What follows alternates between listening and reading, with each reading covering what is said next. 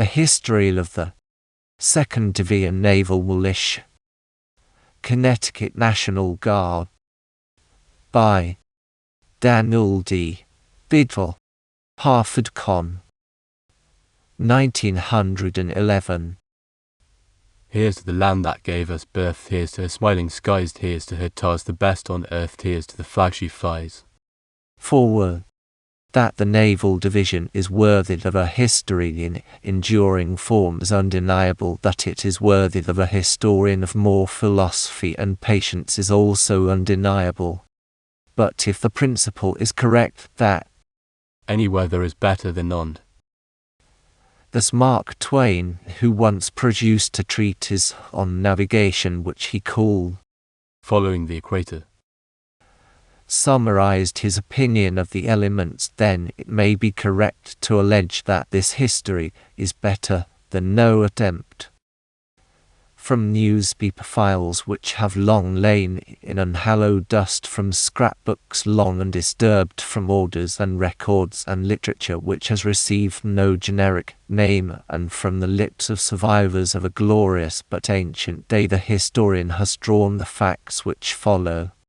The research work has been difficult and a task of no mean proportion as well, and the work of arrangement and assimilation has not been inconsiderable, and there is reasonable excuse for any errors which may appear in the printed result. For these the historian begs indulgence. He desires to add that the task has been a pleasant one in spite of the difficulty, and that his only regret is that a history more adequate is not the result. In any case, the trail has been blazed, or to use a more appropriate metaphor, the channel has been buoyed for him who is destined to produce a suitable volume when the 2nd Division shall have arrived at its 25th anniversary. That the command may continue to prosper, and that it may ever be as efficient and successful as in its most honorable days, is the earnest wish of its chronicler. Thanks are expressed to Lieutenant Junior Grade Charles L. Hogan and Quartermaster Palmer, the Division Librarian of the Actives, and to Victor F. Morgan, Historian of the Veteran Association, for aid given in the collating of material for this little volume. Thanks are also given to Captain Louis F. Middlebrook and Mr. Fred E. Bosworth. Hartford, Connecticut, June 28, 1911. Before the launching. In the early 90s, the so-called and perhaps miscalled movement for Naval Reserves came into Connecticut. In 1893 it gathered shape in New Haven, and on a petition of Edward G. Buckland and 44 others, General Edward E. Bradley of New Haven, Adjutant General under Governor Luzon B.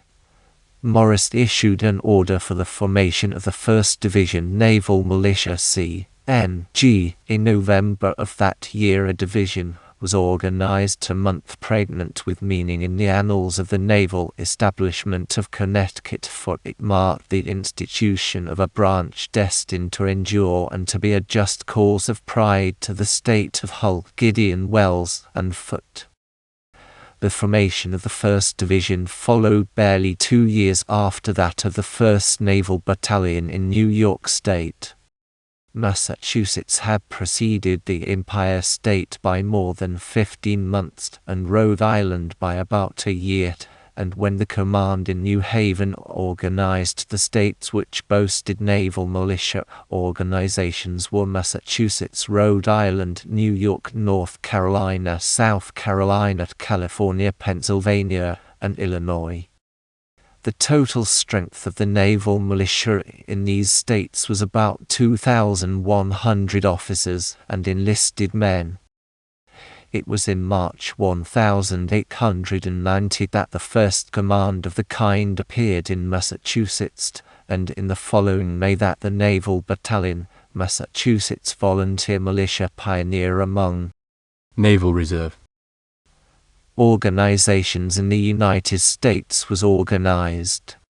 From that germ has grown a system which now includes naval militia bodies in 23 states and has on the rosters between 7,000 and 8,000 officers and enlisted men, and has recorded several times that number of alumni who are in part trained for the country's hour of need on salt water. Interesting stories about the 1st Division of New Haven came to the ears of many lovers of salt water in Hartford. Stories they were of the splendid success of that crack command, the good times which the fun lovers of the company enjoyed, the good fellowship shown, the capacity for hard technical work, and the growing esteem in which it was held both by the Adjutant General's office and the Navy Department at Washington. And so it was that a little knot of similar spirits in Hartford was formed, men with fondness for yachting on the Sound or with patriotic pride in the Navy, who gravitated together after a nucleus had been developed. The proposition for a naval company was received with a diversity of opinion. One military man of ripe experience raked it fore and aft in print, but in after years he discovered the error of his range finder and became a firm friend of the command in fair weather and foul. His memory long remained green with the company. The launching. It is recorded that most of the originators of this movement were employees of the Pope Manufacturing Company or were members of the Hartford Canoe Club, and that some were luminaries in a social body known to fame as the Bachelors, but this last declaration is disputed. It was on March 14, 1896 that an application to Governor O. Vincent Coffin of Middletown, Commander-in-Chief of the Connecticut National Guard, for the establishing of another division was drafted. The paper was guardedly circulated by Louis F. Middlebrook, then a member of the Brigade Signal Corps, to whom in large measure the credit of the subsequent birth of the command is due. On April 11 its application was presented to His Excellency together with details as to the cost of equipment at armory quarters and like matters. Just 18 days later the Governor's consent was signified in an order which Adjutant General Charles P. Graham issued for the formation of the 2nd Division Naval Battalion, Connecticut National Guard.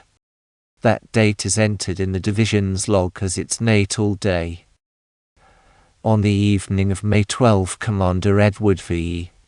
Reynolds of the battalion and officers from the division in New Haven materialized in the even then ancient armory on Elm Street, never before that night used for any naval object.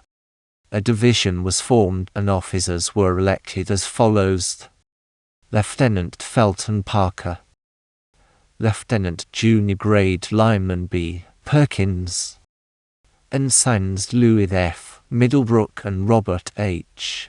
C. Hilton.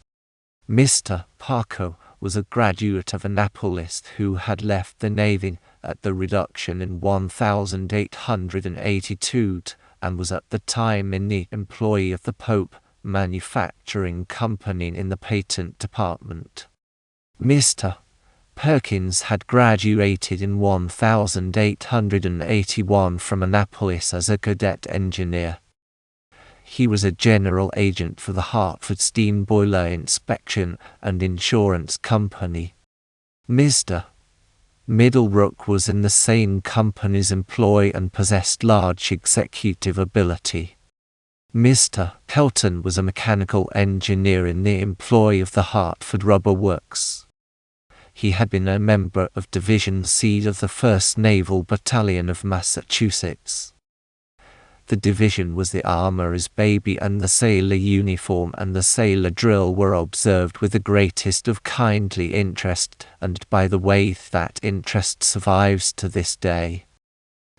By the middle of June the company was in fairish shape in regard to uniform and equipment, but was shy of flat caps.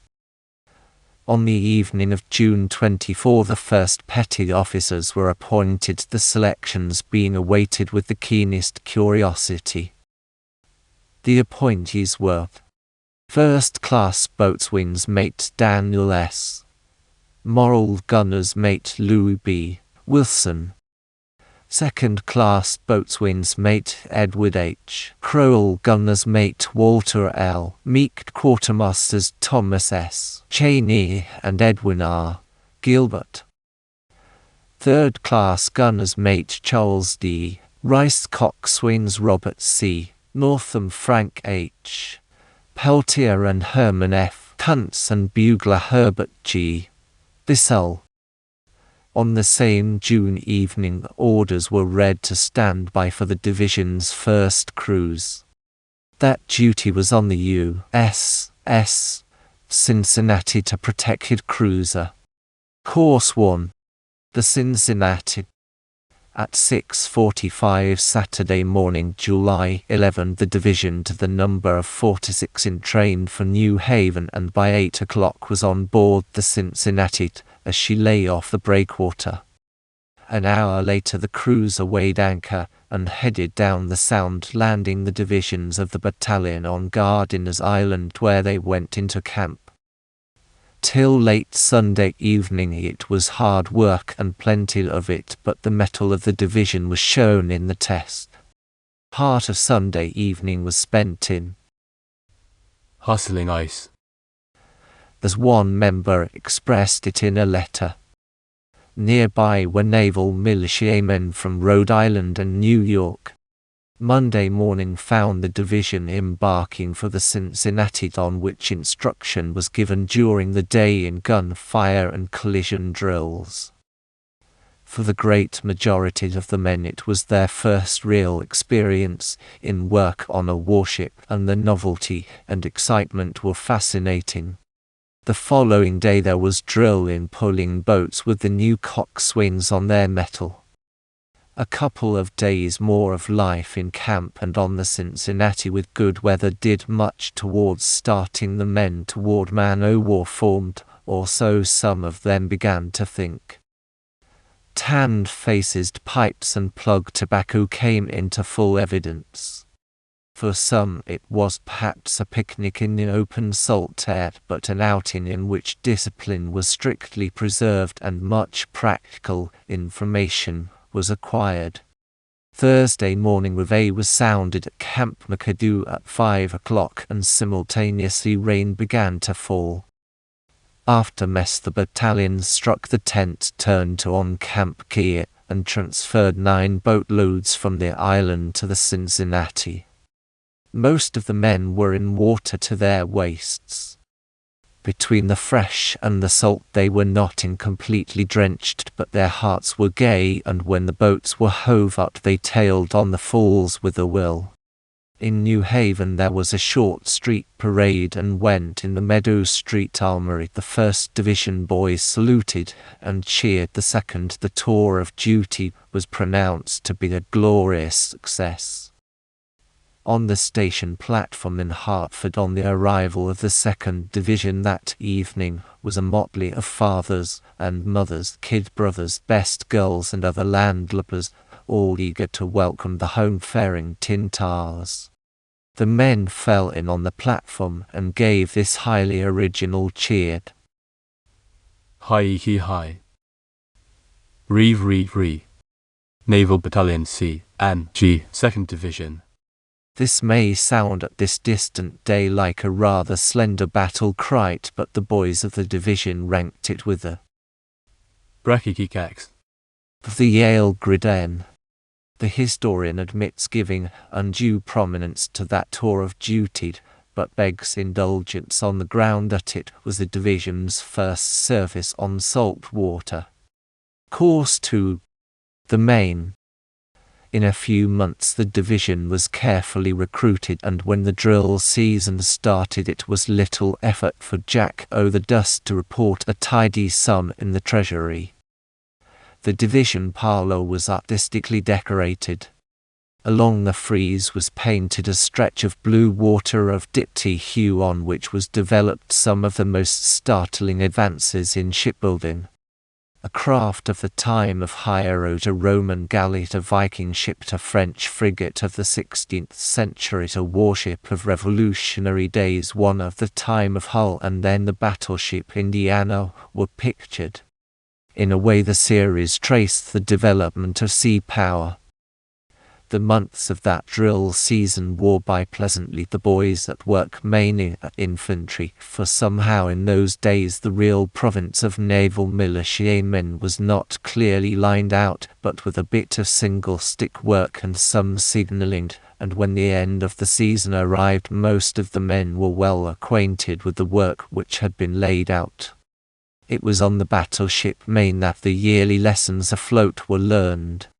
The battleship Texas had been assigned for the duty, but it became necessary to dry dock her for repairs, and her sister ship took her place. Ensign Louis F.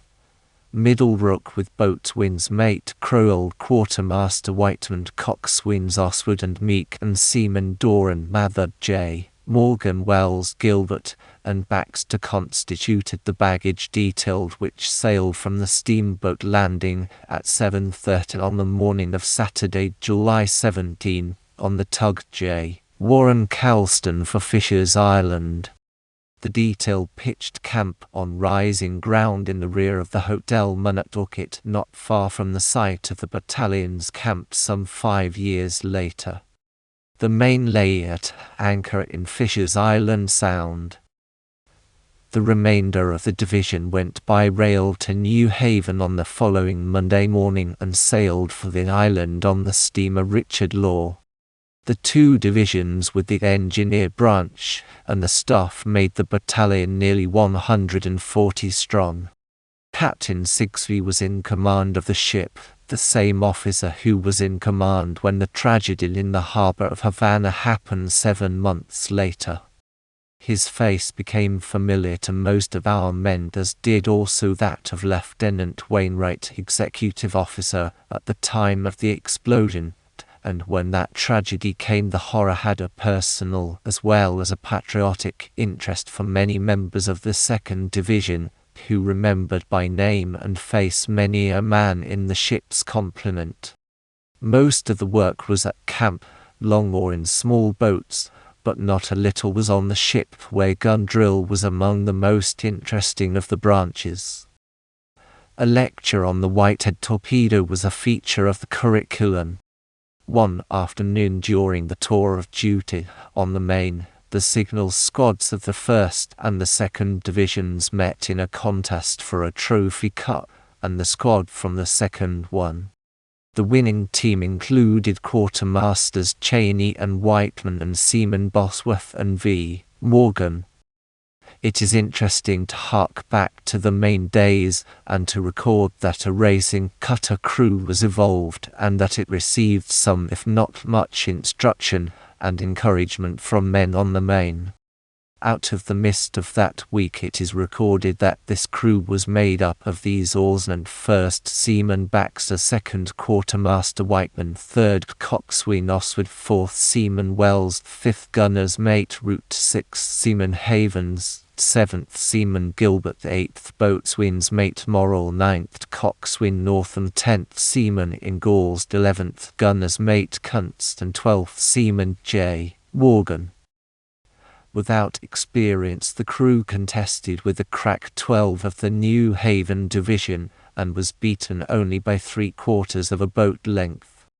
The Hartford Division returned on the tugs Calston and Mabel, arriving at the steamboat landing in the early evening. Course 3. The war. Barely was the next drill season well inaugurated when the Maine sailed for Havana, and then came the terrible disaster in which many of the division's shipmates were hurled into eternity, and next the preparation for the approaching conflict with Spain. In April the 1st Regiment marched away, the division remaining eager for the coming call. Each drill evening the men put heart, energy, and sustained attention into the work. Drills took place on the park in the presence of citizens who paid their tributes of respect to the sailor blue. Each member was urged to train physically as well as to learn the drills, seamanship, signaling, and such boat work as could be taught were the backbone of the instruction. Finally the call came, and over 90% of the division volunteered at roll call to enlist in the United States Navy for the entire conflict. On June 6 the division paraded in heavy marching order up Main Street and by Trumbull and Asylum Streets to the railroad station, escorted by posts of the Grand Army and by veteran and active military commands, and entrained for the state military rendezvous in Niantic. On June 15, Commander Field U.S. N. mustered in the command thenceforward known as the War Company. From Niantic the division went to the receiving ship Minnesota at the Congress Street slip in the Charlestown Navy Yard. At one time and another officers were detailed and men were drafted to vessels of the Mosquito Fleet, and these were scattered all the way down the coast to Key West and the Havana blockade. Ensign Kuntz on the Sylvia having the good fortune to see the morrow course for the Prairie. Following the excitement of the war summer came a reaction. The membership dropped nearly to the danger point. For a time it was a long and hard beat to windward, a trying fight with wind, wave and tide. Like every command from Connecticut which served in the war with Spain, the division found many of its best members returning to civilian ranks, and that to replace them either numerically or in quality required time and activity. But new blood, or what might be called a saline infusion, came, and before the snows melted the division had weathered the worst. It was the Prairie which was the division's floating home on the cruise taken in the following August. On the 16th the battalion sailed from New Haven Harbor. 2 days later the ship was off Gloucester, home of daring fishermen, and the next day she was in Bar Harbor. On the 21st she put out to sea. She passed outside Nantucket Shoals lightship, and opportunity was given to the men for target practice with great guns at sea after subcaliber coming full service charges. On their return members of the division spun exciting yarns concerning diluted saltpeter, embalmed horse-hide hammock ladders and raids on the officer's refrigerator. It is to be chronicled that 13 states were represented in naval militia cruises on the Prairie in 1899, and that Connecticut took third rank among them, also that the Hartford Division won first place among the 3 divisions from Connecticut, Bridgeport having organized the 3rd Division. Dewey Day. Probably the most memorable occasion in the history of the command was September 30, 1899. Dewey Day. The day of the giant procession in New York City in honor of the fine old hero of Manila Bay. When the organizations to represent this state were selected, it was the Naval Battalion which headed the list of honor. The 1st Regiment was not on the list, but with honorable patriotism officers of the regiment who had served in Camp Alger requested of Lieutenant Lyman Root, Lieutenant Parker's successor, permission to wear the sailor blue and carry Springfields in the division ranks. Men who had served in distant years in the Wooden Navy, and men who had fought under Dyer in Manila Bay and Wainwright in the combat with the Führer and the Pluton, and had returned to Hartford, also asked and received the same permission. With 4 officers and 112 men the division swung out from the armory on the evening of the 29th, and amid red fire and with a band blaring at the front paraded to the railroad station, envied by infantrymen who could not obtain opportunity to march in the mammoth procession. At 11 o'clock the company marched into the 2nd Regiment Armory in New Haven, stacked arms, and was dismissed for a midnight lunch, at which the men stowed away steaming coffee and ham sandwiches, and received strict orders not to leave the building. Then they made living pillows of one another and slumbered innocently on benches in the gallery till some wee smart hour or other in the morning, when the 2nd Regiment crashed out with "Onward, Christian soldiers," and summoned them back to the world of consciousness and sin. At 3 o'clock they fell in, and marched out, into a hospitable rain punctuated by milkmen and policemen. 3/4 of an hour later they boarded the side-wheeler Shinnecock. At 4 o'clock the steamer got under way, and the men began to look forward to a night of rest.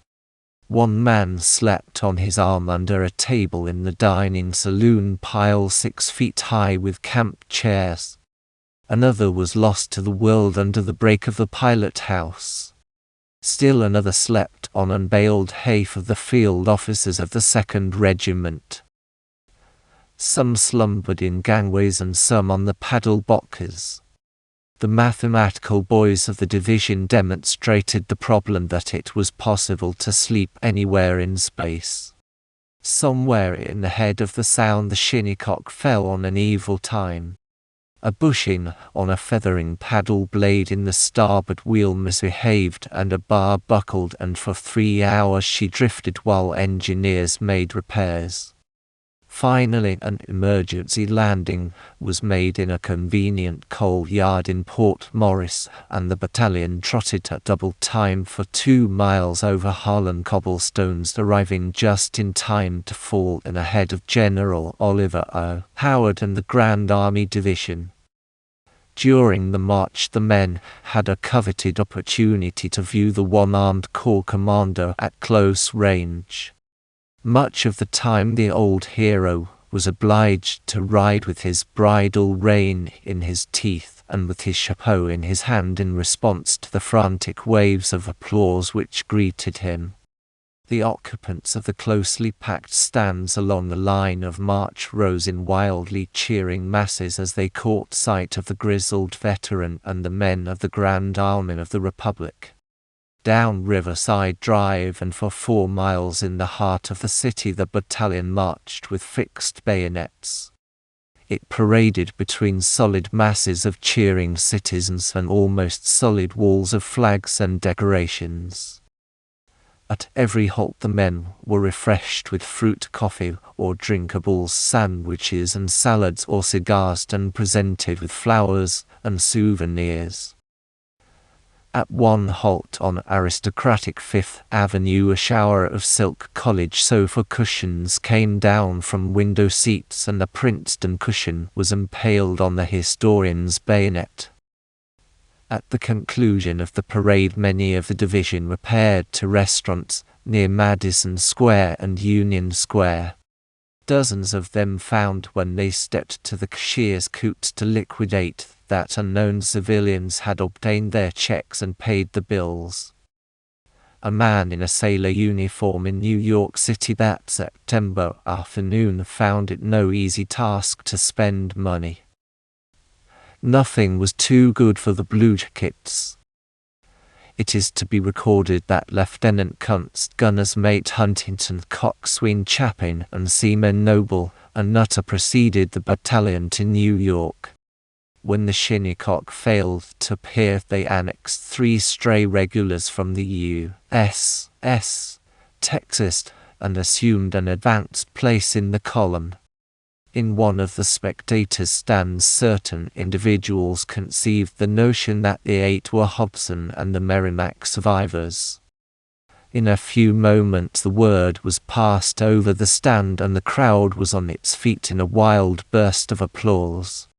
While Dewey Day experiences were still being talked over, arrangements were quietly made for a presentation to the first commanding officer, Mr. Parker, who was lured to Turner Bund Hall to receive from the commander gold watch with chain and fob, the chain in the semblance of a stud-link ship's cable and the fob a division pin mounted on a locket.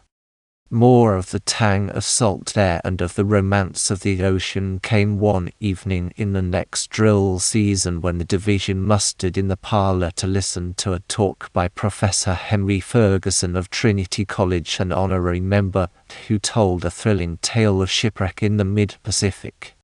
Professor Ferguson recited the story of the Hornet, a clipper which sailed from New York in 1866 for San Francisco. When the ship was several hundred miles off the Galapagos, fire obliged the crew to take to the 3 boats which were provisioned for 10 days. It was decided to head for the north to keep in the track of San Francisco vessels. Merchantmen in those days adhered to Maury's sailing directions, and it was reasoned that chances would be better in the sea highway than in attempting to reach land. By day the heat was nearly intolerable. Nights were treacherous, as they induced squalls of the vindictively sudden nature peculiar to those equatorial waters. Day after day wore by with an unbroken horizon. Finally the boat crawled up into the trade winds. It was decided to separate the boats to increase the chance of finding aid. For 25 days the sailors had fought wind, sun and water, and now they were in danger of fighting starvation. The 10 days' provisions which had been distributed into 1/3 allowances to be nearly exhausted. The remaining provisions were in turn redivided, but were gone in a fortnight. The men surviving sought nourishment in the chewing of leather and moist clothing. On the point of utter exhaustion they made a landfall which proved to be Hawaii, and were rescued by a crew from a coasting station. They had spent 43 days in an open boat and had travelled nearly 3,000 miles. More of the romance of the sea came to the division when the story of a war member, William Hurd, and the schooner Intrepid was told. Less than a month after Professor Ferguson's lecture, Hurd cleared in New York with his little auxiliary as a trader to carry trinkets, tin jewelry, Yankee notions, canned soups, linens and whatnot to Barranquilla, and to acquire coconuts and rubber on the Mosquito Coast and islands nearby. His auxiliary was 61 feet on the water line, and 18 feet beam, and 35 gross tonnage or 28 net. She had a powerful gasoline motor.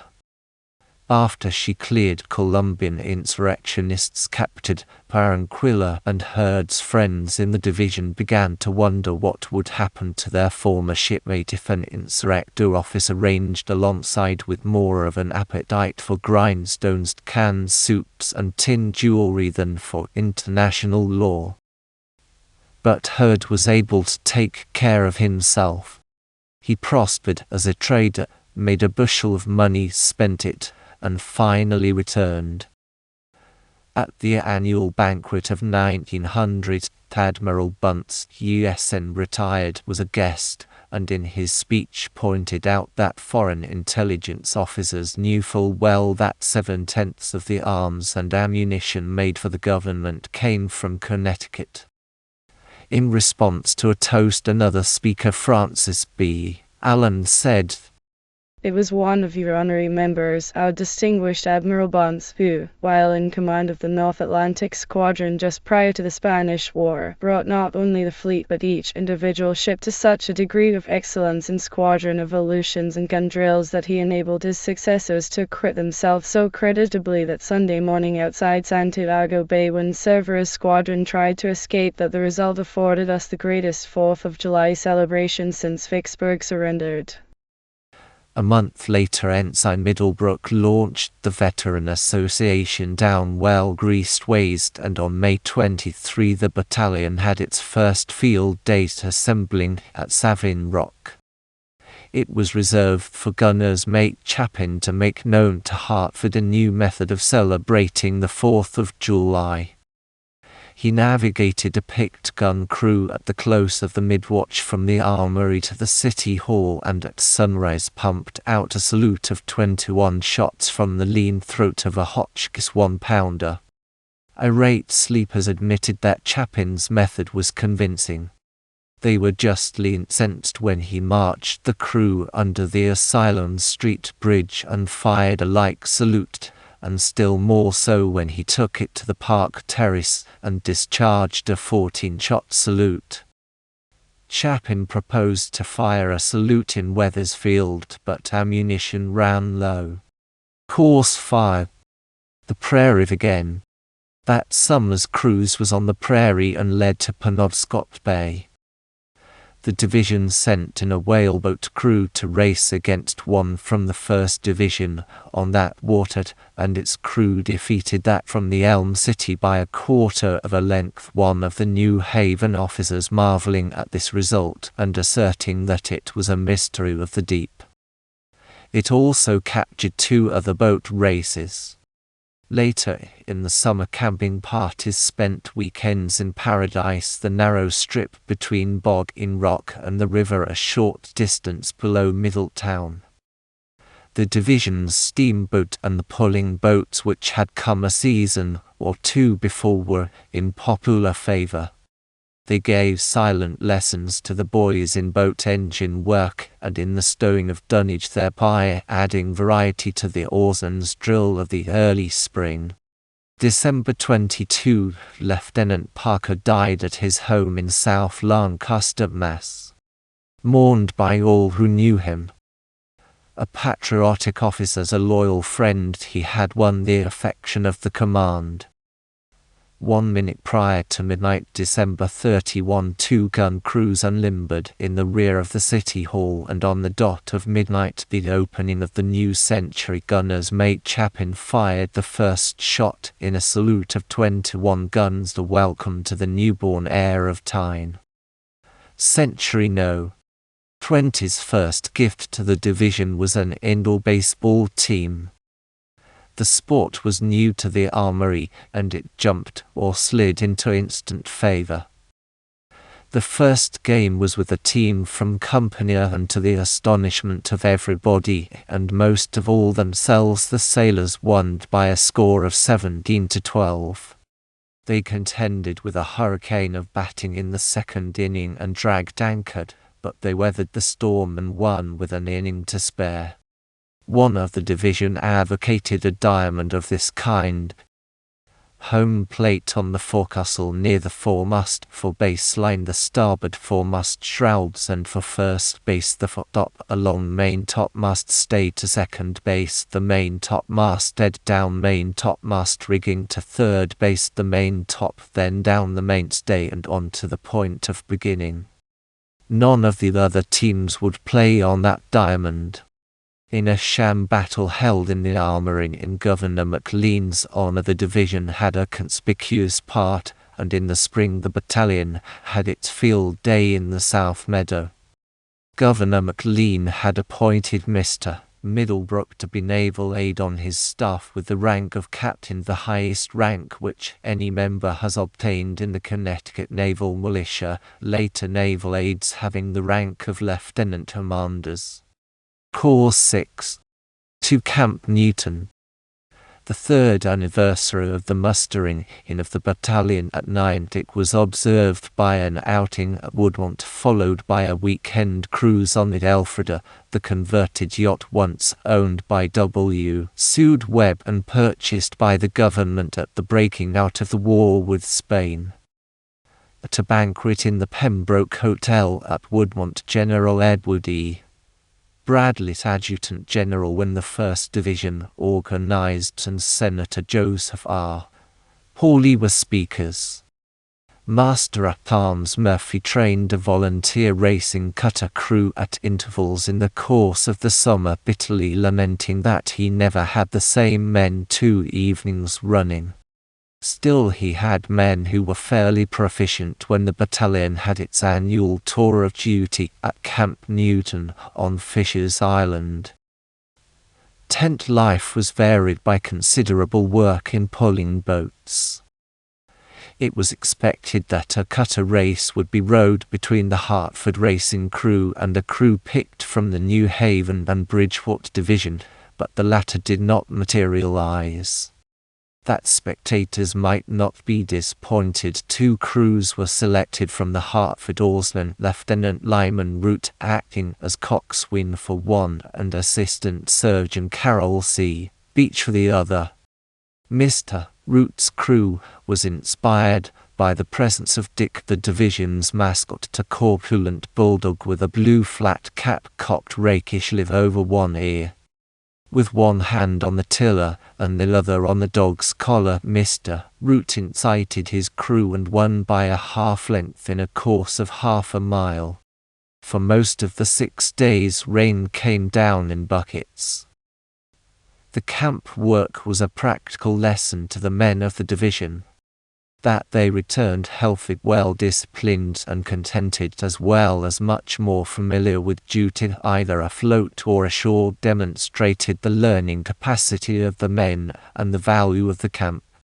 On the return, the Elfrida cast off outside Saybrook Light, the tow consisting of the steam whaleboat and the division's cutter, its barge, and its pulling whaleboat. The whaler, with the pulling boat in tow, started up the river, but a squall descended and gave work to all hands. The crews landed in Essex in torrents, and after making the boat snug for the night, turned in to sail off near the landing. In the autumn the division sustained another severe affliction in the death of its first honorary member, a firm friend in fair weather and foul, Admiral Francis M. Bunce, an officer whom it had been a rare privilege to honor. A veteran of the Civil War, a seasoned sailor, a loyal Hartford man who took pride in his townspeople, the Admiral had richly merited the division's high esteem. His strong yet kindly face the men missed and mourned. In the autumn an order came for a parade in New Haven, and when the personal escort for President Roosevelt was selected, it was found to be the Naval Battalion, and when the parade started it was found that the senior division, the 2nd, was next to the President's carriage. Wall scaling had a conspicuous part in the drill of the winter, and in the spring small boat work and volunteer work on the Elfrida, the battalion's practice vessels, were attractions for those most interested in the command. The Elfrida played her part well in the duty of the Springfield Day of 1902, when the battalion rendezvoused in Bridgeport. In June of that year a proposition to establish a summer camp took shape, and at a meeting the subscription paper was opened and $200 was pledged in about 15 minutes. A site was selected on the east bank of the river in South Glastonbury and nearly opposite 2 piers. Volunteers cleared the land of brush, assisted in driving the well-hauled lumber and materials up the steep ascent of 115 feet, aided the carpenters and helped to furnish and arrange camp. They sought and obtained practical experience in cooking and camp life. It was decided to name the camp after the first commander of the division, and to this day the building is known as Camp Parker. The spot was formally dedicated July 4th with speeches and an open-air dinner, at which the building committee in due and ancient form turned the institution over to the division. The house was equipped with hammocks, and many a rookie has there learned how to pass a sailor's night. Many a pleasant Sunday afternoon in midsummer has lured men of the division to the cool piers with its noble view for many miles in 3 directions, south, west and north. Call 7. The Panther.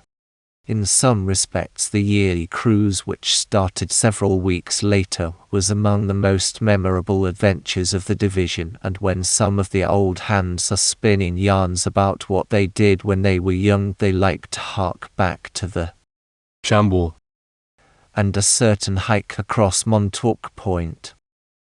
The most extensive land and sea maneuvers in many years were arranged in Washington for a force of several thousand of the Army, and for practically all of the fine North Atlantic Squadron of that year, of which Admiral Higginson, the captain of the Massachusetts in the Spanish War, was in command.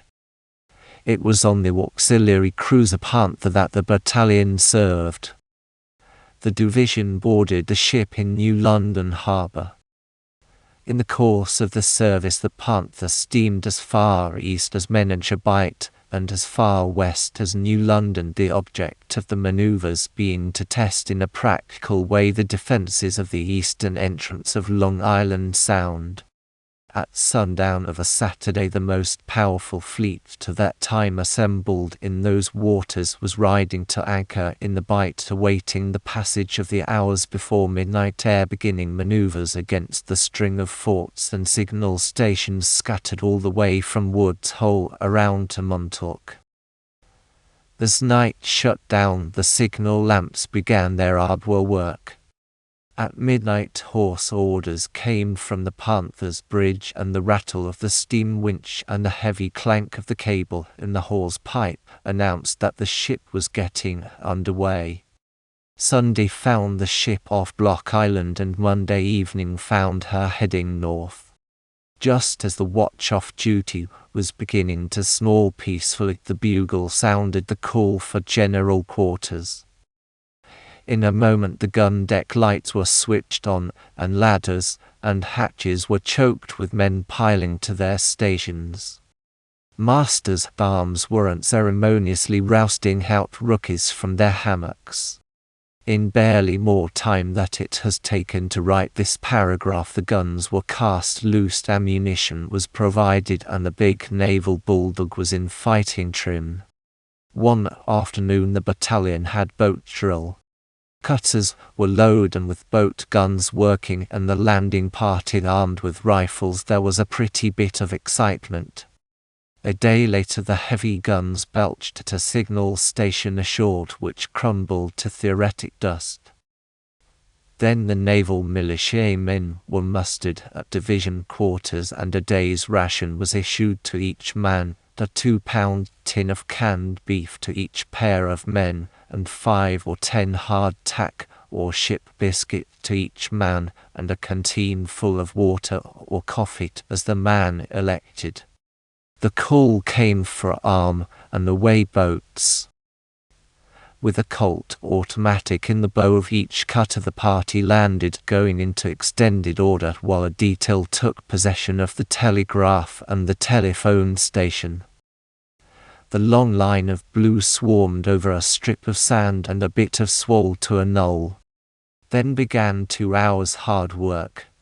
Through wire grass and sand grass, through bushes and brush, across swamp and swell, by farmhouses and barns, alongside lily ponds, the bending blue line advanced, officers pointing the way with swords and squad leaders attempting to keep the files at 8-pace intervals, following an advance of 4 miles in such manner that enemy was located behind the crest of a steep and high hill.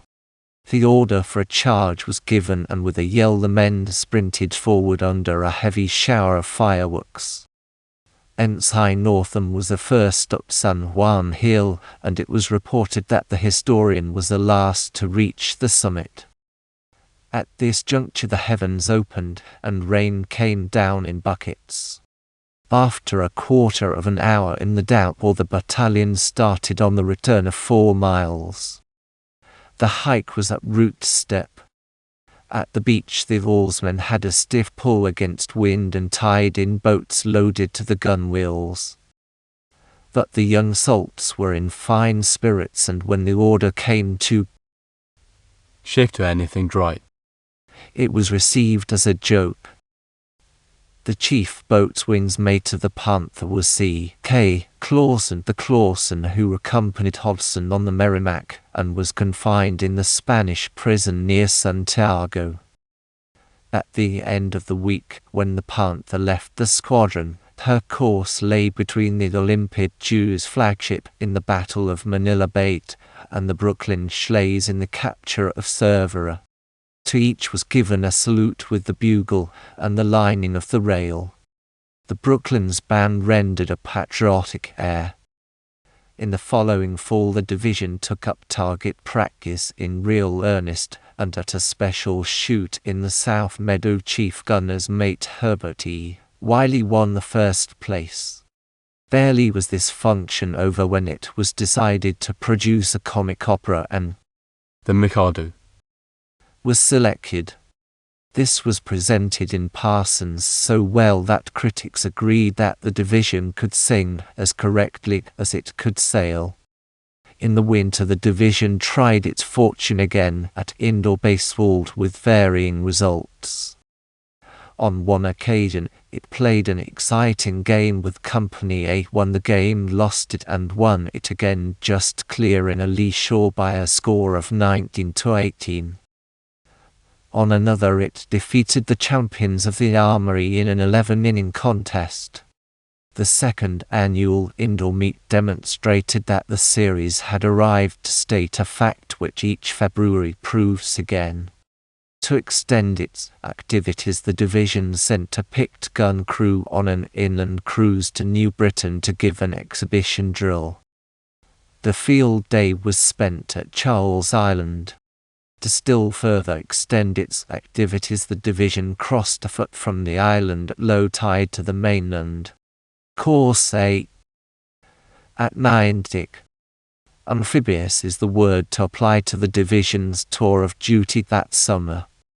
The steam whaleboat, by this time christened Taylor Hadley by her fireman gunner's mate Arnold, started down the river August 21, 1903 with the 3 pulling boats in tow carrying nearly a quarter of the division. The following day the remainder boarded the Elfrida in New Haven Harbor, and she with the 1st Division's small boats in tow steamed to Crescent Bay. A detail from each division spent 8 days afloat, and the rest divided their time between Camp Reynolds at the State Military Rendezvous at Niantic and boat drills in Crescent Bay. The boat work was popular, so much so that in a few days most of the oarsmen were approaching man-o'-war form. At the end of the duty a storm came along which gave work to militia, the seafaring population, and landlubbers. In the New York Herald of the next day it was printed, All seafaring men down that way say that they never saw the sound rougher than it was that night. a sailboat was washed ashore at White Beach. 2 small sailing vessels dragged anchor near Niantic. A sloop was wrecked to the southwest of the Crescent Beach landing, and a large 3-masted schooner dragged anchor. The Elfrida steamed out of the bay as the storm was breaking on her way to Sandy Hook, and the yacht races with Governor Chamberlain on board. The sou'wester rose into a gale. Seas broke high over the weather rail to fly across the engine-ruined skylight. The officers on the bridge and the quartermaster on watch were soon soaked to the skin in spite of oilskins and pea coats. It was a fierce night, and the brave little ship had a nervy tussle with the gale. At 3 o'clock in the morning the Elfrida put into Huntington Bay and dropped anchor, finding that 5 large steamers were there riding out the night, among them the Tremont of the Joy Line and the Shinnecock. Stormbound sailing craft were also in the bay. Soon after the Hook went down it was found to be dragging. Then the ship was taken farther inshore, and both starboard and port anchors were let drop with a good length of cable. Later a distress sign was sighted on a yacht out in the open water. A volunteer boat crew pulled out and found the vessel to be the schooner Rossina from New Haven, owned by an amateur who had a sailing master, 3 women, and a cook on board. The owner, seasick, the sailing master called the cook for a moment to the wheel while he stepped down into the cabin for a chart. The cook lost his head, and while in the wind, the schooner's main topmast snapped and her foretopsail carried away. The rescuing boat crew found the women hysterical and with life preservers adjusted. The men from the Elfrida cleared away the wreckage. Early in the fall, the division entertained members of H Company Naval Brigade M.V.M. of Springfield at Camp Parker with an old-time shore clambake. The camp had become increasingly popular, and for a number of years, nearly every Saturday or Sunday afternoon in midsummer attracted division men to the place and in. White. The boys kept busy making things snug in the galley or policing the grounds or taking a spin in a pulling boat below. November 18 brought an extraordinary spectacle of Book B.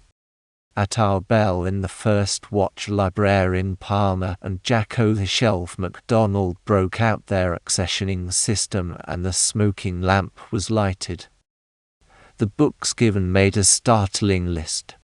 Tolstoy's Resurrection was found sandwiched between Alice in Wonderland and a volume of Lighthouse Reports.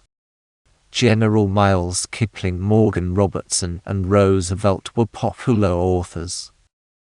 This is history, not romance. An entertainment followed the Book B. Clog dancing on the Foxlehead, nautical songs, selections on cordage and dead eyes by a banjo quintet, and a sword dance by Coxswain Watson made up the backbone of the evening. It was 7 bells when the rejoicing ceased and the merrymakers heaved out of the armory, all on soundings and under easy canvas except the supposed contributor of Resurrection, who scudded away under a double-reefed foretopsail. The indoor meet of the next February sustained the division's reputation. By this time the annual midwinter tourney had become known all over Connecticut. The referees in the series have included such gentlemen as President Luther of Trinity College and former Lieutenant Governor Lake. A month later the division was entertained by H Company of Springfield in the Highland Hotel in that city, where the company was observing its 11th anniversary. In June 1904 the Elfrida came over Saybrook Bar with Lieutenant Lyman Root in command. She was navigated up the river by members of the division and came to anchor opposite the foot of Ferry Street. 3 days later a brilliant reception was given on board her to Governor Chamberlain. She was dressed fore and aft and from water's edge to water's edge. In the illumination 248 Japanese lanterns were included. Many military officers were present in full dress uniform. The following morning the division paraded to the foot of Ferry Street, embarking and escorting the governor and former Governor Morgan G. Bulkeley, an honorary member of the division, to East Haddam, there to attend the dedication of a monument to Major General Joseph Spencer of Revolutionary War fame. 3 days later a hard-working and loyal graduate of the division, Ensign William G. Hinckley, assistant engineer, received his commission as lieutenant and chief engineer. Efficient, loyal and popular, Mr. Hinckley received numerous congratulations of his well-earned promotion. The range of the division's energy is proved when it is chronicled that July 27 the clubhouse committee carried out a moonlight sail down the river. It was considerately promulgated in the committee's circular. State the exact number of ladies you intend bringing. Chaperones will be in attendance. Course 9. The Hartford. The yearly cruise of 1904 was on Farragut Lancine flagship, the Hartford, relic of the Battle of Mobile Bay. It was as interesting as any which the division has ever taken, barring perhaps that on the Panther. When station billets were issued, even the old hands volleyed questions at their running mates of the regular crew. Here is the start to a typical station billet. Form No. 10. Navigation. Watch No. 126 U.S.S. Hartford. Names Rate Cox. Div. 2D. Gunned No. 85-inch. Armed boat 3D cutter. Running boat 3D cutter. Abandoned ship 3D cutter. Fire quarters close ports No. 85-inch gun. That was easy enough even for a rookie. But what do you know about this? Evolution. Loosing sail. Furling sail. Up and down topgallant and royal yards. Up and down topgallant masts. Making sail and getting underway. Tacking and wearing. Reef topsails. Shorten sail and come to anchor. Stations and duties. Loose topgallant sail. Furl topgallant sail. Topmast cross trees to rig up a topgallant yard on, etc. Topmast cross trees reeve and unreeve mast rope fid and unfid, etc. Loose topgallant sail then on deck to halyards. Overhaul foresheet and shorten in man maintop bowlines main and fore tacks. Man topsail bunt lines then halyards. Let go topgallant halyards man topsail clew lines veer and stopper cables. It was a novelty to nearly all of the division, bringing back the old days of heave and haul. The regulars were husky men with legs like barrels and arms like blacksmiths, nearly every one raw material for a football player or anchor of a tug-of-war team. Bosun's mates were weather-beaten salts with faces like teakwood seamed by the suns and snows of the seven seas, tan tar mequics with chests like hair mattresses. One barnacle in the port watch had a voice as rasping as a nutmeg grater. You might have imagined that he was born in lat. 2 north long, 2 west, and that he learned to creep on the lee side of the forecastle. When he shrilled out a pipe with a chaser like the growl of distant thunder, a nippus rookie from the 10th ward asked in blank amazement, "What in heaven did that fellow say?" "One man from each part of the ship called the first steamer," was the reply. Some of the best boat work which the division has ever done was performed on this cruise. This is true not only in the line of oarsmanship but also in the securing of boats for sea and for port. The duty took the division up Sound to Huntington Bay, then east to Gardiner's Bay, thence over to New London, and finally back to New Haven Harbour. The men had a welcome convenience in the line of large lockers. They took much interest in the apprentices, frolicsome little fellows then from the training station who had school each morning at a mess table on the starboard side of the gun deck near a frowning 5-inch gun with its glittering brass and its oil steel. The boys were poring over their books and papers in very much the same way that lads in the 7th and 8th grades in the 2nd North or the West Middle schools are poring, perhaps more so, over arithmetic.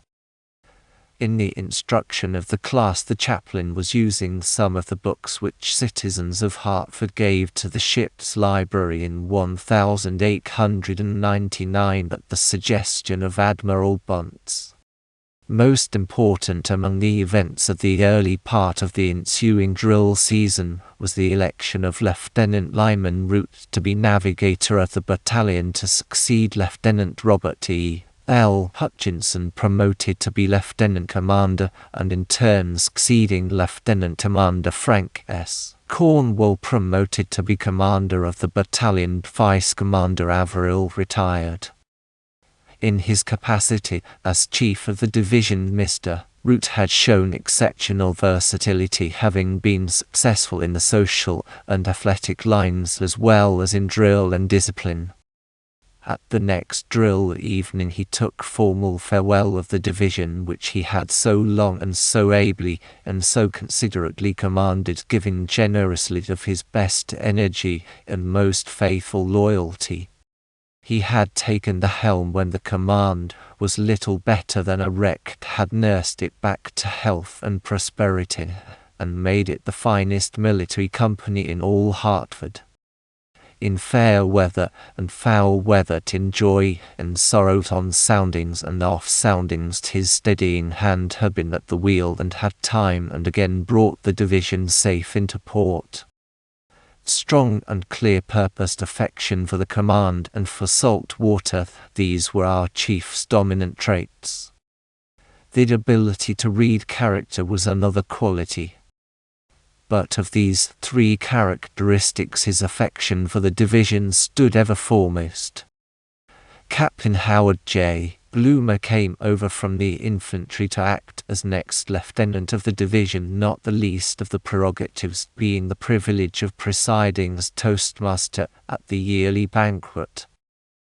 On the menu card was a huge train re-rigged from coxswain John Kendrick Bangs so as to read, "Old Navy plug bottomant Alonzo Puritan Boyd his special H. Plate Invincible Rosedale Alfonso Sobis Best German Lovers El Rey Elegantes Reines Selectos O2 for Majora Grand Shoe Pegs Oscuro Perfectos You Drive All My Sorrows Away." A floral bell nearly as large as the foretop was lifted and revealed an elegant silver loving cup presented to Mr. Root as testimony to their high esteem. A little later followed the elevation of Mr. Root to the rank of Lieutenant Commander of the battalion. Course 10. The Columbia. Sail drill was a feature of the cruise on the Hartford in 1904, and in the following year drill in small boats was a feature. On the training ship the boats usually hung outside the rail, but on the cruiser the boats were frequently kept inside the rail. With the ship's 4 funnels and her multitudinous skylights and deckhouses, her superstructure was unsuitable for setting up. A series of tug-of-war pulls enlivened the trip. The New Haven Division won from Bridgeport and Hartford from New Haven. Thus it was for the Hartford team to pull the ship's team. This contest came, and to the astonishment of all, the Hartford men won. And so it was that when the division returned half of the lads were hoarse. Bugler L. Wayne Adams was in high feather during the trip. He had memorized the calls and sounded them accurately. By virtue of his higher office he was excused from previous service as messman for much of the cruise. He was a man of elegant leisure. On his return to Wethersfield, residents of Jordan Lane and the Nail Keg Club at Hammer's Grocery heard many a fine yarn spun in Wayne's best style. The old rifle range in the South Meadow was discontinued owing to the increased range and power of the rifles just introduced into the Connecticut National Guard.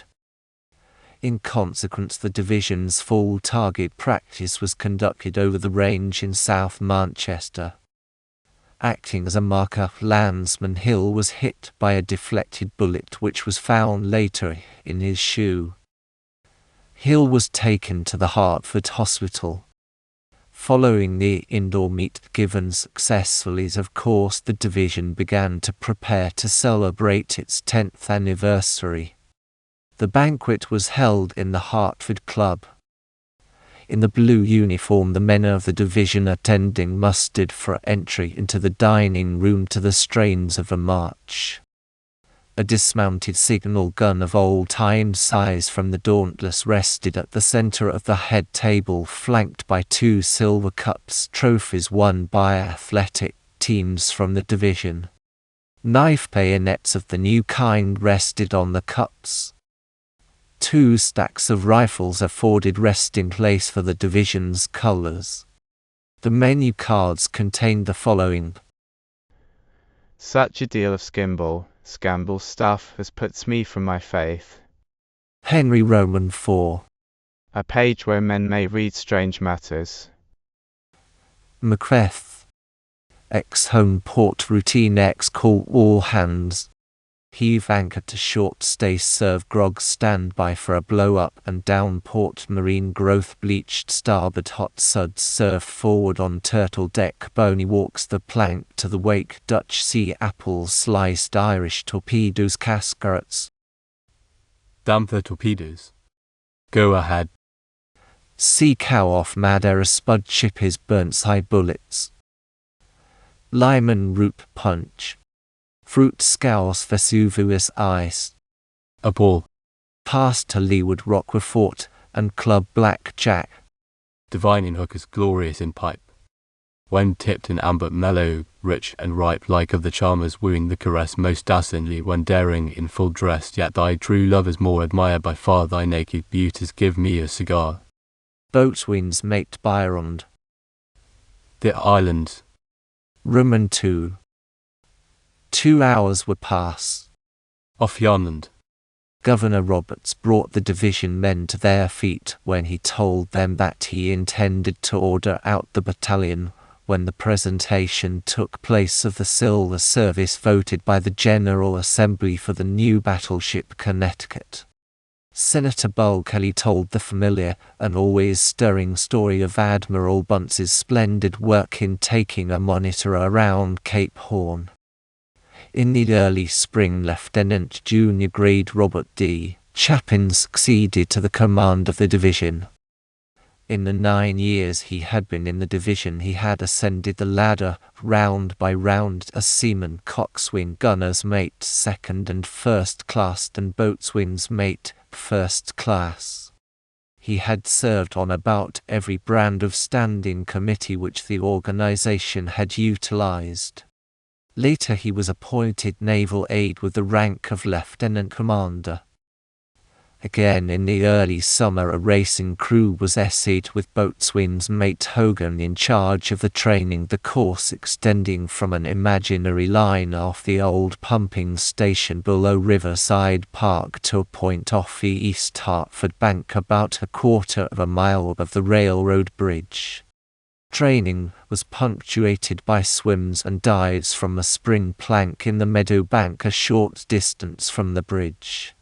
Course 11. The Minneapolis.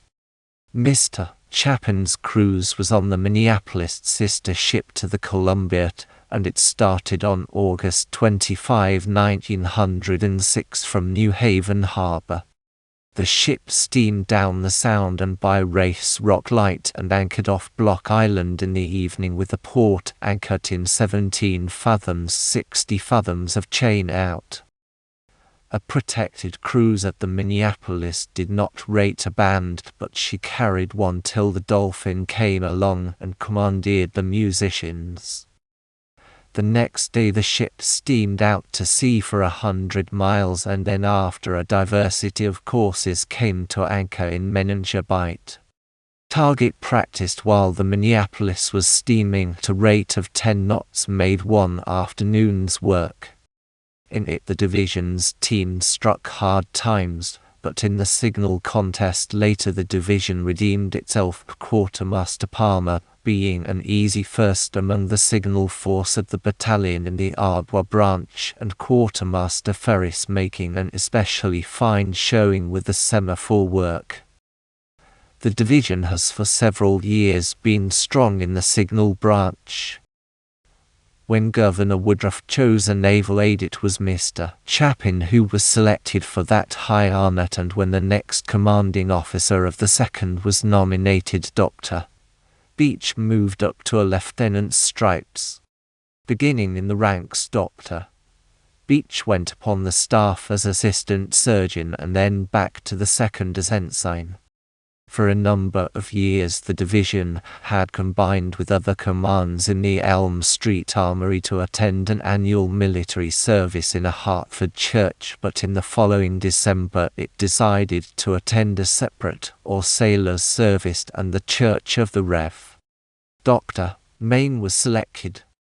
It is a question why this was chosen, but a legend has it that the choice was on account of the nautical hint in the pastor's name, and that in the denomination the Baptist. In a sermon on intelligent patriotism, Dr. Maine interspersed a number of sailor-like yarns to illustrate several points. He told the story about Nelson's disregard of Parker's signal at the Battle of Copenhagen and that of John Paul Jones's answer in the fight with the Serapis. One of the most loyal and faithful members the division ever included had enlisted a short time before in the United States Navy, seaman John J. A. Connett, and was now on the battleship Connecticut on the always memorable trip around the world, bombarding friends with welcome postcards. The 11th anniversary banquet was enjoyed in a hotel guard in conjunction with Admiral Bunt's section Navy League of the United States. Admiral Caspar F. Goodrich told about his personal interest in the naval militia, an adjunct necessary to the Navy, as he declared, and Corporation Counsel Arthur L. Chipman talked as an attorney to the gathering, telling about the influence of the Navy in Guam and Samoa, where the Navy was still administering the government. Course 12. Again the Prairie. Space has been economized for the chronicling of the next cruise, the trip on our old friend the Prairie to Hampton Roads. For several seasons the naval militiamen had prospered with running mates from the regulars, but for a reason to be made evident in the next sentence, the pair-off system was not pursued this time. The Prairie had a skeleton crew of 145 and the battalion numbered about 50 above those figures.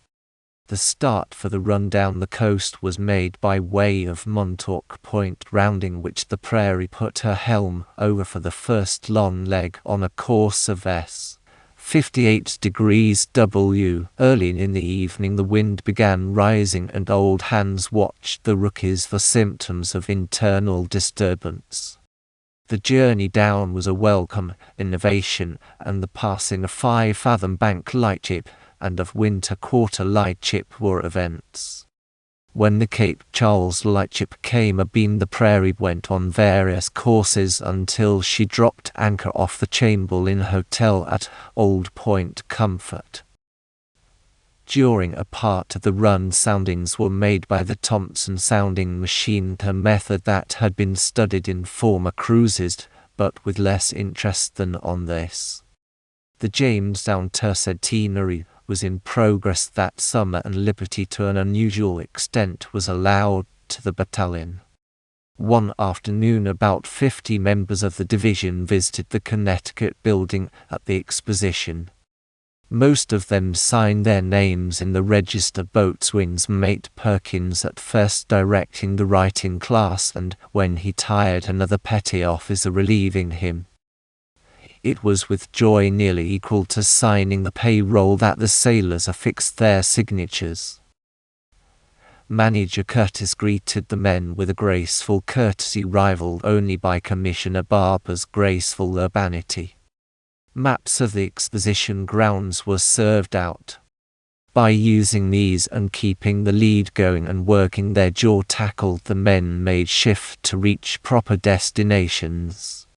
The same afternoon the men gravitated to a military carnival on the parade. An impression prevailed in the division that the division's tug-of-war team could have outpulled the team which won in the carnival. In years gone by, cruise clubs have been launched, for instance the Hambone Club at Fort Wright and the Fort Top on the Hartford. In Jamestown the Kimono Club was organized with Lieutenant Hinckley at its head. It consisted of a president, a vice president, a secretary and a chancellor of the exchequer, with an understudy for each. On another afternoon Commissioner Barber made his return call. He witnessed hammock and dunnage bag inspection, a ceremony which our men loved as cordially as the devil loves holy water. He sought also Underwood typewriters in the paymaster's office, and rejoiced at the use of a Hartford product. In the fall, information came that the Elfrida was to leave Connecticut waters, and that the unarmored gunboat Machias was to take her place as the battalion's practice ship. The new ship was built in Bath, Mead in 1892. She is of steel, has 2 masts. Her length is 204 feet, her beam 32 feet, her mean draft 12 feet, her displacement 1,777 tons, her net tonnage 398, her speed 1,512 knots, and her horsepower 1,484. She has accommodations for 9 officers and about 132 men, or about 6 times as many men as the Elfrida could sleep. A Christmas tree in the division parlor brought joy to all hands, and astonishment to not a few. It was accompanied by an innocuous punch of pink tea caliver, followed by Mother Carey sandwiches, saltpeter, and frozen rating badges, Neapolitan ice cream. Skylights were closed, all glims were doused, and current was turned on for small electric lamps in a hemlock which had been decorated with marlinspikes, rope yarns, and cornucopias. Lieutenant Junior Grade James A. Evans rigged gaily as Santa Claus served out gifts from the break of the quarter-decks, assisted by boatswain's mates Perkins and Willie and gunner's mate Dickerman. Mr. Hinckley received a miniature Tilly Hadley. Mr. Hogan was presented with a milk wagon. To Seaman Barnes was given a rake. Gunner's mate Dickerman, who held the championship of the fleet at the deck game of bowling, was helped to a children's set of 10-pins. Quartermaster Palmer Timpresario of the band's own orchestra drew an accordion. A village character in the company received an allowance of jaw tackle. A certain apprentice seaman was the recipient of a hammock ladder, which dates back to the birth deck of Father Noah's Ark. March 17, 1908, an order was issued from the Adjutant General's office marking the passing of the battalion. The official title of the force was changed to Naval Militia, Connecticut National Guard.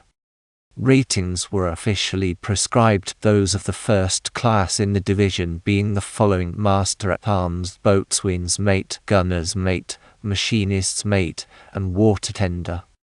May 21, the Tilly Hadley was taken to Saybrook and exchanged for the 1st Division's steam cutter. Later the Tilly went to the New York Navy Yard. The departure of the old steam whaleboat marked the passing of one of the company's time-honored institutions. The boat's successor is variously known as the Hallie Tiddly and the Merry Widow.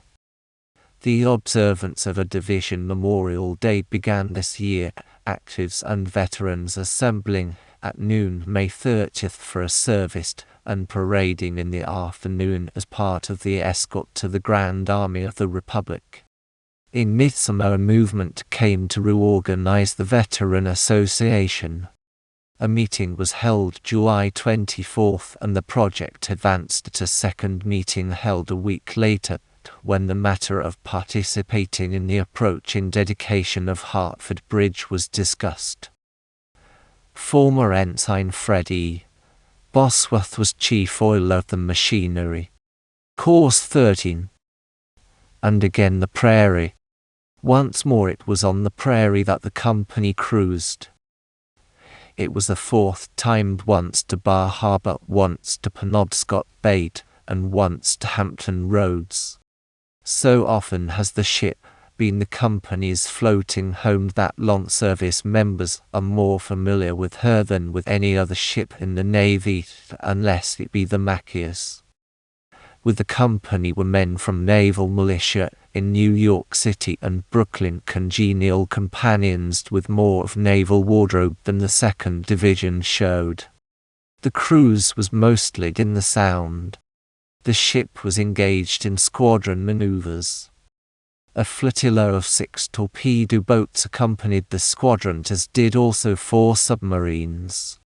Boats of this kind were in 1908 comparatively new to many in the company, and when Ensign Hogan found an opportunity to make a descent in a submarine, he embraced it.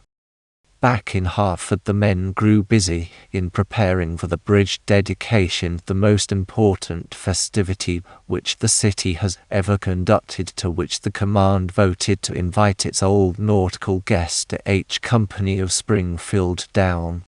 The dedication opened October 6 with the firing of a salute by the division, of course.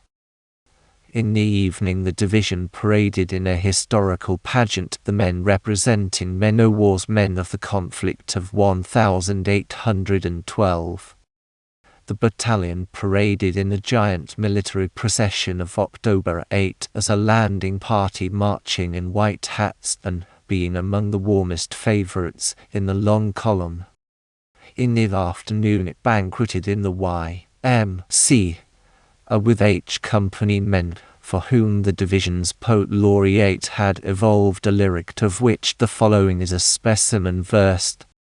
When dinner's all, we then will go, then we'll go, then we'll go. When dinner's all, we then will go to East Hartford Sandy Shore. While the company was beating up Pearl Street, an automobilist rammed the hospital apprentice, an incident which developed an aftermath in the Superior Court when, with a former Philippine soldier, Sergeant Benedict Holden, as attorney and counselor and proctor in Admiralty, McIntyre got a verdict. In his argument, Sergeant Holden commended the division as a patriotic command in which the city might well take pride. Another Christmas tree. January 4, 1909, 4th day out. Lat. 4149 N. Long. 7136 W. Bar rising wind he. Atmos. Smoky. All hands happy. Thus ends this day. At 8 bells in the second dog watch, all hands were piped to the forecastle. On the forecastle head 2 screen cloths were rigged on a sliding gunter brace. Being drawn, these disclosed Master-at-Arms Perkins in the capacity of Neptune disguised as Santa Claus. By the heel of the bowsprit were the crosstrees which had been sent down and rigged with rope yarns and stores from the canteen. Around the tree and along both rails packages were stowed facing inboard, made fast with marline and manila. Pipes, matches and tobacco were served out and the smoking lamp was lighted. Then gifts were passed out. Dr. Beach received a box of pills, Coxswain Burns a masthead light, Master-at-Arms Perkins twin dolls, 1 young Benedict a toy baby carriage, and Watertender Lewis a slice bar. Gifts wise and otherwise were passed till the supply was exhausted. Skylarking such as this varied the serious work of the drill season. Although the membership of the command from time to time changed to some extent, the majority of the men had been in the division for years and were fairly proficient in seamanship as well as in the ordinary armory routine, and it must not be imagined that their fun interfered with their nautical work. The diversity of the fun is proved when allusion is made to a game between the division's new basketball team and the Boston Bloomer girls. It was chronicled that not a member of the girls' team lost a backcomb or displaced a brat, although their hair was coiled like the Flemish down end of the Telfrida's topping lift. The indoor meet was the last held in the old armory. It was as creditable as any in the long and popular series and went as smoothly as desired. June 13 was observed as Memorial Sunday, the first which the division formally kept. The company reported at the armory to act as escort to the veteran company in a parade to Spring Grove Cemetery. Course 14. The Machias. So near is the history drawing to the present that merely a bare outline is given here of the next 2 years. The cruise of the summer of 1909 was on the Machias and took the division to quaint old Provincetown. The Pilgrim's Tower and the swimming linger in the men's memory. Members of the company enjoyed 3 days' duty at the Hudson-Fulton celebration in New York City. In December the company transferred to the new State Armory, and the indoor meet drew nearly 3,000 spectators. Course 15. The Louisiana. The cruise of 1910 was on the battleship Louisiana, and it carried the division around the island of Bermuda. April 29, the division's crackerjack wall scaling team won the World's Championship in the 23rd Regiment Armory in Brooklyn, N. Y. over 3 competing teams. The 4th Division, Naval Militia Connecticut National Guard. Soon after the forming of the 1st Division, an engineer force was outlined and then established, and this in time became known as an engineer division. The organizing of the 2nd Division had its influence on the so-called engineer division. In time the branch as a separate organization seemed to lapse, although its importance was increasing. In January 1908 an artificer division was called forth in an order from the Adjutant General's office to have a maximum enlisted strength of 40, and Chief Engineer William G. Hinckley was placed in command. Commander Cornwell directed Mr. Hinckley and Assistant Engineer Osborne A. Day to enlist and organize the division. Warrant machinists Noble, Rathjabber, and Larkin of the staff were to report to Mr. Hinckley for duty. Mr. Noble was a 2nd Division alumnus. February 4, Mr. Hinckley submitted the rates. Corinth L. La Roque of Hartford was early appointed a chief machinist's mate. A. J. German and Walter B. Gordon of Hartford have also served in the artificer or engineer division, the former becoming a warrant machinist and the latter a chief machinist's mate. I hope you enjoyed reading the book A History of the 2nd Division Naval Militia Connecticut National Guard with me. If you liked this, please remember to like and subscribe. Please visit Autonomy if you want to see different types of videos we produce. For statistics on our videos, visit Autonomy Corps. Happy YouTube travels!